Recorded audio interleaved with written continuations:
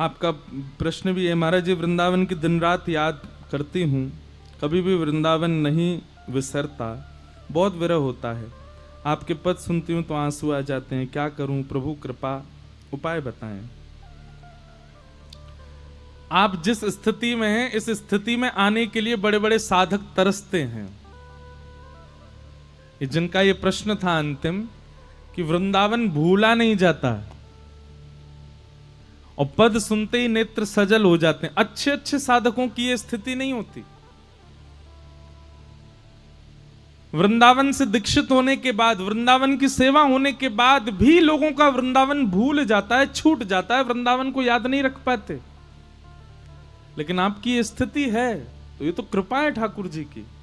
और एक बात हमारी लिख लीजिए, हम कथा में भी कहते हैं वृंदावन की याद आपको बहुत आ रही है, तो इसका मतलब ये नहीं है कि आप वृंदावन को याद कर रहे हो, इसका मतलब ये श्री जी आपको याद कर रही हैं। आप वृंदावन का स्मरण करते हैं, गोवर्धन का स्मरण करते हैं, और करते करते करते अपने आप आपका 2-3 दिन में वो स्मरण कम हो जाता है, सेवा कम हो जाती है, भक्ति कम हो जाती है। तो इसका मतलब आप ही कर रहे थे, सामने से रिवर्ट में नहीं था। प्रेम तो दोनों तरफ से होता है ना। लेकिन आप तो चाह रहे हो कि थोड़ी देर के लिए हम वृंदावन को भूलें, थोड़ी देर के लिए वृंदावन हमारे चित्त से जाए, तो हम कुछ और को, पर वृंदावन जा ही नहीं रहा। तो ये बात हमारी लिख लीजिएगा, पत्थर की लकीर है, श्री जी आपको स्मरण करनी, इसलिए वृंदावन का विस्मरण नहीं हो रहा है। ब्रज की गोपियों की यही तो स्थिति है। ध्यान लगा करके यमुना जी के तट पर बैठी हैं, तभी नारद जी महाराज आकर के पूछते हैं, अरे गोपी कौन को ध्यान लगा रही हो? गोपियां कहती हैं, नारद दुनिया के लोग ध्यान लगाते हैं किसी को धारण करने के लिए, हम तो ध्यान इसलिए लगा रही हैं, ये चित्त में नंद जी को लाला ऐसो टेढ़ो सो है कि बस गए हो है, जे ऐसो बैठ गए हो हृदय में आकर के कि जब तक जे बैठो रहेगो हम घर के कोई काम ही ना कर पावे। तो हम तो ध्यान लगा के चित्त में बैठे ठाकुर ते निवेदन कर रही हैं कि तू नेक देर को लाला हमारे चित्त से बाहर चलो जा, तो हम घर के काम करें। दुनिया के लोग ठाकुर जी का ध्यान धरते हैं कि वो चित्त में आ जाएं। तो ब्रज की गोपियां क्या कहती हैं, बोले हम ध्यान करके ठाकुर जी तो कह रही नेक देर को बाहर चलो जा लाला, ताकि हम घर के काम करें। 24 घंटा चित्त में ही बैठो रे। जित जाऊं उत ठाड़ो ही पावे, बिना बुलाए बोले शाम लग्यो संग डोले। माई मेरे हाँ माई मेरे हो, माई मेरे श्याम लग्यो संग डोले। ठाकुर जी संगी चल रहे हैं। कहा करूं लोभी मेरे नैना, हंस हंस घूंघट खोले श्याम लग्यो संग डोले। माई मेरे श्याम लग्यो संग डोले। समझ में आए शब्द? ब्रज भाषा है। श्याम लगो संग डोले मतलब पीछे ही पड़ो रे। हमारी स्थिति क्या, हम ठाकुर जी के पीछे पड़े रहे, पर ब्रजवासी की स्थिति क्या, बोले ठाकुर जी पीछे ही पड़ो रे, कहीं चले जाओ पीछे ही ना छोड़े, सब जगह संग ही चल दे हमारे, ऐसी स्थिति। तो भैया जिनके वृंदावन और विराजमान है, वो वृंदावन जा ही नहीं रहा है, भाग्यशाली हो। सदा रहे आपके चित्त में वृंदावन, बस ऐसी प्रार्थना। कथा क्रम में प्रवेश करें। आज हमारे मध्य में वैष्णवाचार्य गोस्वामी सनक शरण जी महाराज पधारे। बहुत बहुत आपका अभिनंदन, स्वागत, प्रणाम। और भी कई संत महापुरुष सब पधारे हैं, सबको हम बारंबार वंदन करते हैं।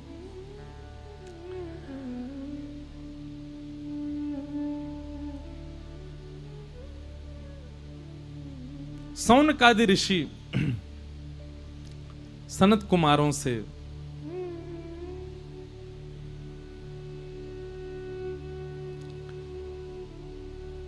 सौनकादि ऋषि सूत जी महाराज से प्रश्न कर रहे हैं और सूत जी उनके उत्तर में अब कथा सुना रहे हैं। भागवत जी की रचना कैसे हुई यह प्रसंग सुनाया गया। श्री वेदव्यास जी महाराज ने अनेक ग्रंथों की रचना की। वेदव्यास जी महाराज ने चारों वेदों की रचना की, पर इन सबसे वेदव्यास जी के चित्त को संतोष नहीं हुआ। कोई भी कार्य करने में सुख की कामना नहीं होनी चाहिए, संतोष की कामना होनी चाहिए, संतुष्टि की कामना होनी चाहिए। हां, संतुष्ट हुए। भोजन हम कब तक करते हैं? जब तक हमको संतुष्टि ना हो जाए, जब तक हमारी क्षुधा निवृत्त ना हो जाए।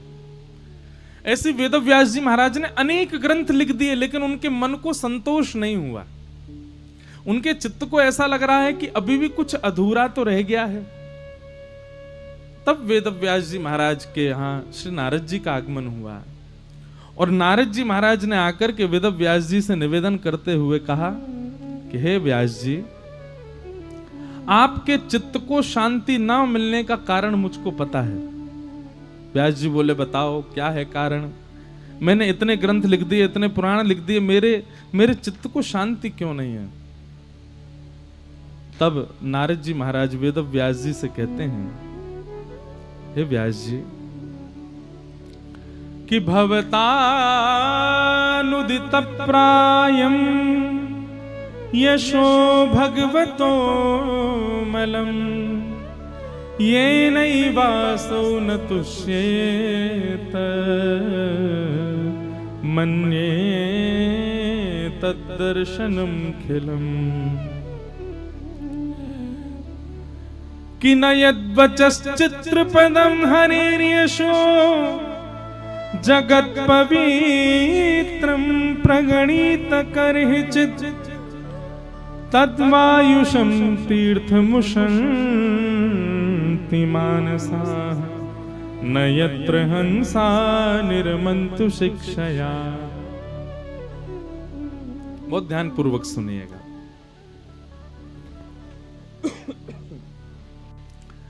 नारद जी महाराज कहते हैं, भगवान, आपने जितने भी ग्रंथ लिखे, जितने भी पुराण लिखे, जितने भी आपने शास्त्र लिखे, वेद लिखे, इन सब रचनाओं से आपको संतुष्टि नहीं है। इसके पीछे एक ही कारण है। क्या? आपने भगवान के ऐसे यश को नहीं लिखा जिस यश को सुनकर के सुनने वाले को भगवान से प्रेम हो। बहुत ध्यानपूर्वक सुनिएगा बात। आपने जितने भी ग्रंथ आदियों का निर्माण किया है, सब सुनने के बाद में ठाकुर जी में श्रद्धा हो सकती है, ठाकुर जी में निष्ठा हो सकती है, ठाकुर जी में आस्था हो सकती है, ठाकुर जी में विश्वास हो सकता है, पर ठाकुर जी में प्रेम नहीं हो पा रहा है। आस्था होना, श्रद्धा होना, विश्वास होना, समर्पण होना, ये एक विषय है, और प्रेम होना ये अलग विषय है।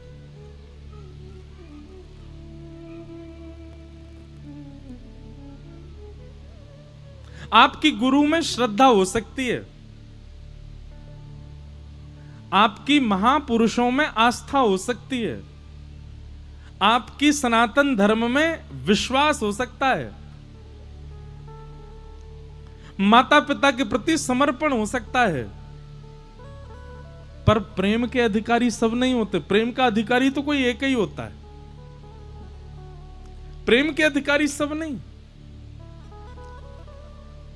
हे नारद जी, नारद जी कहते हैं, हे व्यास जी, आपने जो कुछ भी लिखा उसको सुनने के बाद श्रद्धा होती है, भक्ति होती है, समर्पण होता है, पर प्रेम नहीं हो पा रहा है। सुनने वाले श्रोता ठाकुर जी को भगवान मान करके भज रहे हैं। ऐसा कुछ लिखो जिससे भगवान अपने लगने लगे, भगवान हमारे हैं, ऐसी भावना उनके चित्त में उत्पन्न हो जाए, ऐसा प्रेम उनके चित्त में उद्दीपन हो, तब आपकी लेखनी सार्थक मानी जाएगी। व्यास जी महाराज बोले, तो मैं ऐसा क्या लिखूं, ऐसा कैसे लिखूं?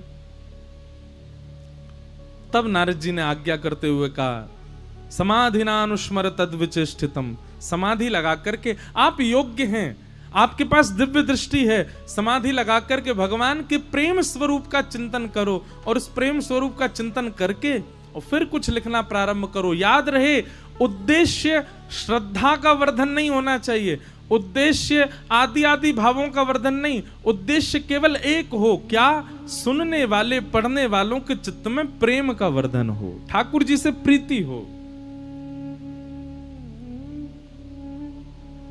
भागवत की कथा आप सब लोग सुनते हैं, अधिकतर हमारी कथा के श्रोता जो हैं वो ठाकुर जी से कोई ना कोई संबंध बनाए बैठे हैं, कोई ना कोई प्रेम रखते हैं। हम अपने लाल जी को अपना सखा भी मानते हैं, हमारे तो बहुत सारे संबंध हैं, पर प्रकट संबंध यही है कि वो हमारे सखा हैं और उनके प्रति सखत्व भाव रहता है।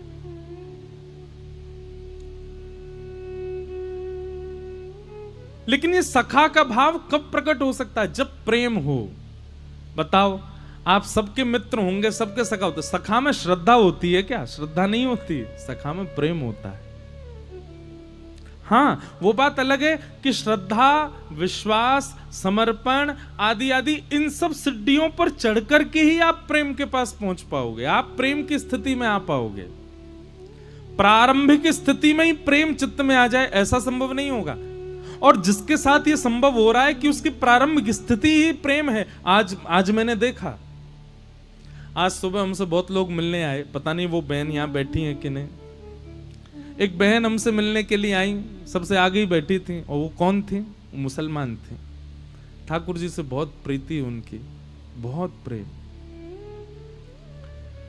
वो जितनी देर सामने बैठी रही, उनके नेत्रों के अश्रु बंद नहीं थे। मुझे तो पता ही नहीं था, पर जब उनके बगल में बैठी एक बहन ने मुझसे कहा, महाराज जी इनकी बात सुनो। मैंने कहा जी कहो। तब उन्होंने बताया, बोले मैं मुसलमान हूं। तब मन में एक बात तो आई कि मेरे आपके चाहने से हमको कृष्ण से प्रेम नहीं हो सकता, हमको ठाकुर जी से प्रेम उनके चाहने से ही हो सकता है।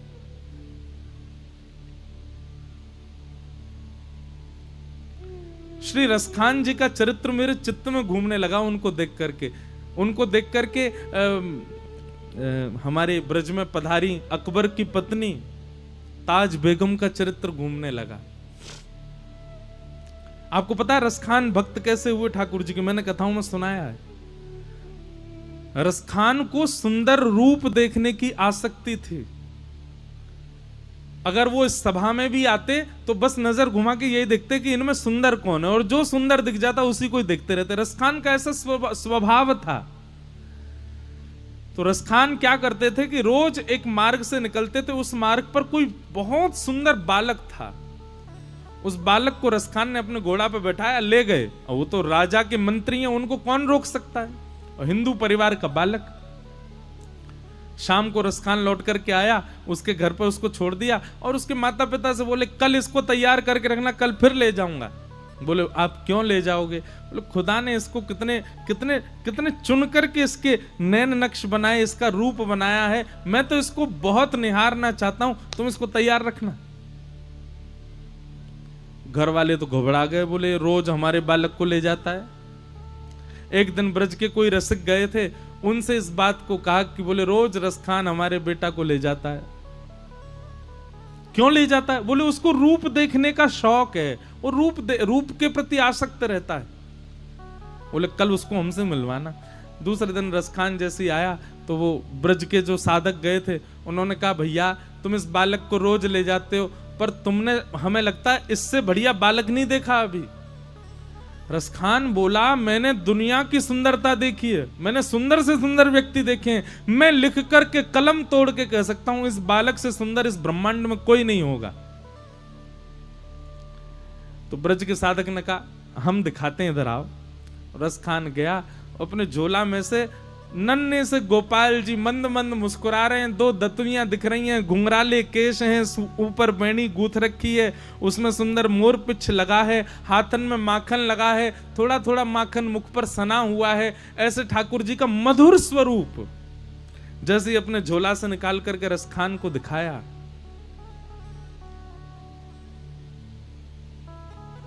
रसखान कहने लगे ये बालक कहां मिलेगा? बोले वास्तव में ये बालक है? बोले हाँ है। कहां है? बोले वृंदावन में है।